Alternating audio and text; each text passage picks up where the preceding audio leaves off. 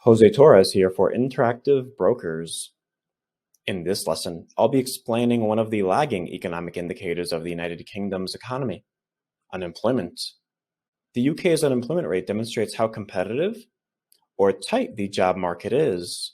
It's calculated by dividing the total number of jobless or unemployed people by the total labor force.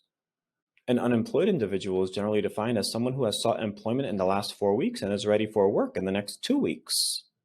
The labor force refers to the total number of unemployed and employed people.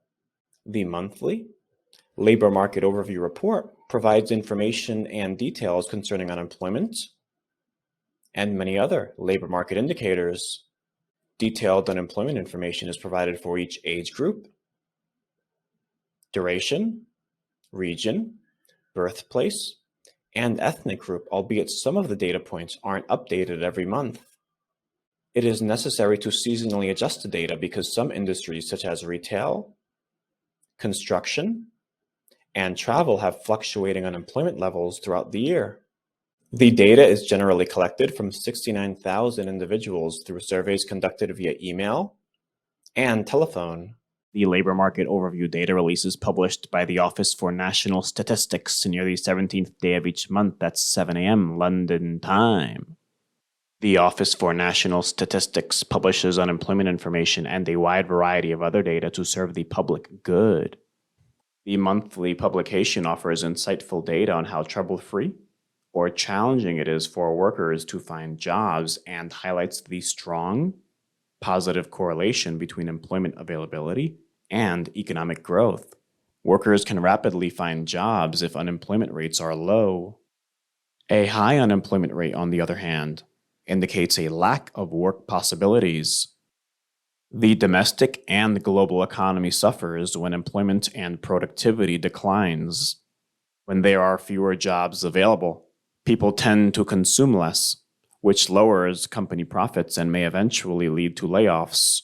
A weaker UK labor market may lead to a weaker global labor market due to the multinational nature of the international economy and the considerable influence of the Group of 7 nations. During the COVID-19 recession and the 2008 financial crisis, consumer spending slipped, which increased unemployment in the UK and throughout the world.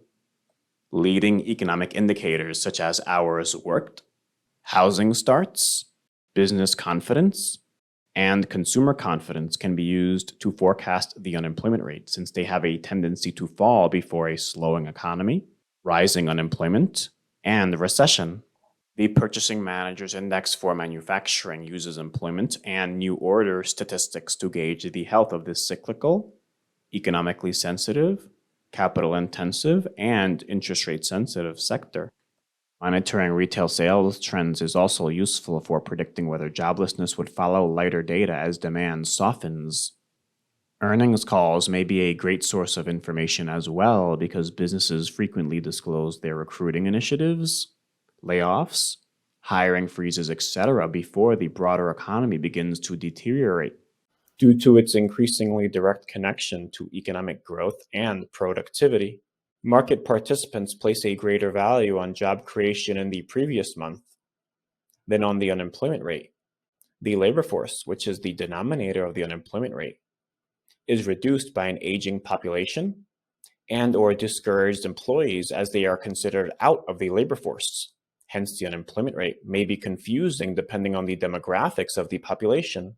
Significant market movements may occur directly after the unemployment rate is released. The market may react unfavorably to results that surpass expectations and favorably to ones that fall short of expectations.